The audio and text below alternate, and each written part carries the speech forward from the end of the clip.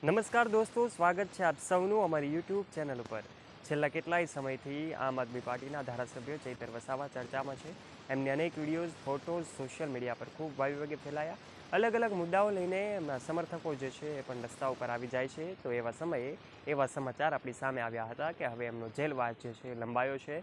કોર્ટે નિર્ણય કર્યો છે, હવે એમનો જેલવાસ લંબાયો છે। પાછળનું કારણ પણ એમના વકીલ પાસેથી જાણવાનો પ્રયત્ન કરવામાં આવ્યો। તો એમણે કહ્યું, આખરે એક વિડીયો ક્લિપ વાયરલ થઈ હતી, જેના હિસાબે જ એ વિડીયોમાં દેખાય છે એના હિસાબે એમની જેલવાસની સજા છે એ લંબાવી છે। અને આખરે હવે એમના વકીલે કહ્યું કે હાઈકોર્ટના દરવાજા ખટખટાવશે।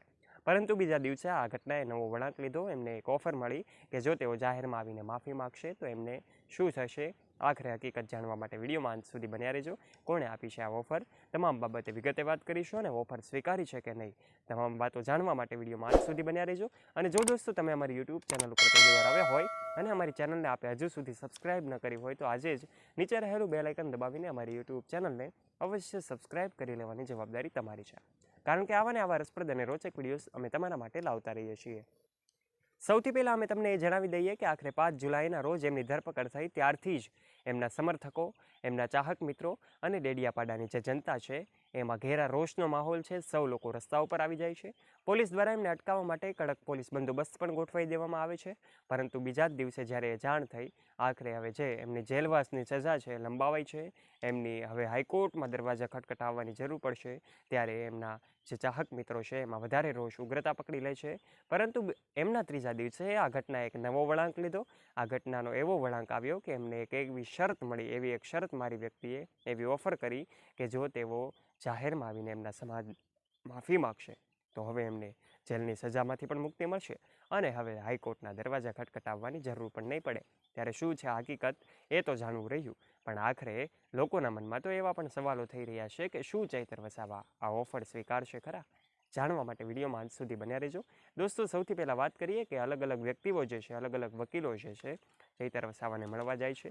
આખરે હવે એવા નિવેદનો સામે આવી રહ્યા હતા કે એમની સામે જે એવો કેસ કરે છે એવા સંજય વસાવાએ પોતે એક ઓફર કરી, પોતે વિડીયો વાયરલ કર્યો અને એમની તસવીરોમાં જોઈ શકાય છે કે એવો ઓફર કરે છે કે કહે છે કે જો પોતાને ઉપર હુમલો થયો છે એ તેઓ ભૂલી જશે, પણ એની શરત એટલી છે કે જો ચૈતર વસાવા જાહેરમાં એમના સમાજમાં આવીને માફી માગશે।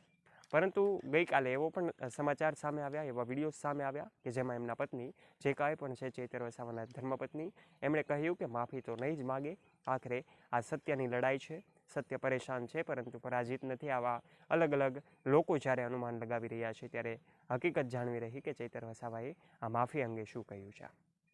તમને જાણીને એ પણ નવાઈ લાગશે કે આખરે હવે ચૈતર વસાવા જે છે એ માફી માગવા તૈયાર ન હોય એવું લાગી રહ્યું છે, કારણ કે હવે આ ન્યાયની લડત લડવા માટે તેઓ હાઈકોર્ટના દરવાજા ખટખટાવવાના છે। ત્યારે આ દિવસે ને દિવસે આ ઘટના સમગ્ર રાજકારણમાં ઉગ્રતા પકડી રહી છે। દિવસે ને દિવસે એમની અનેક તસવીરો વાયરલ થઈ રહી છે। એવા સમયે અલગ અલગ લોકોની નજર ચૈતર વસાવા ધારાસભ્ય, જે ડેડિયાપાડાના ધારાસભ્ય છે એમના ઉપર છે। સૌ લોકો જોઈ રહ્યા છે કે આખરે આ પરિણામ શું આવી શકે છે, આખરે આ ઘટનાનો અંજામ શું આવી શકે છે। સમગ્ર ઘટના જાણવા માટે આ વિડીયોમાં અમે તમને સમગ્ર રજૂઆત કરી છે। આશા રાખીએ છીએ વિડીયો ગમ્યો હશે। જો દોસ્તો તમને વિડીયો ગમ્યો હોય તો વિડીયોને લાઇક કરજો, આપના મંતવ્ય નીચે કમેન્ટ બોક્સમાં કમેન્ટ કરીને આપ જરૂરથી જણાવજો। આખરે આ હકીકત જો તમને ખબર હોય તો કમેન્ટ બોક્સમાં કમેન્ટ કરજો અને આવા ને આવા રસપ્રદ અને રોચક વિડીયો નિહાળવા માટે આજે જ નીચે રહેલું બેલ આઇકન દબાવીને અમારી આ યુટ્યુબ ચેનલને અવશ્ય સબસ્ક્રાઇબ કરી લેવાની જવાબદારી તમારી છે।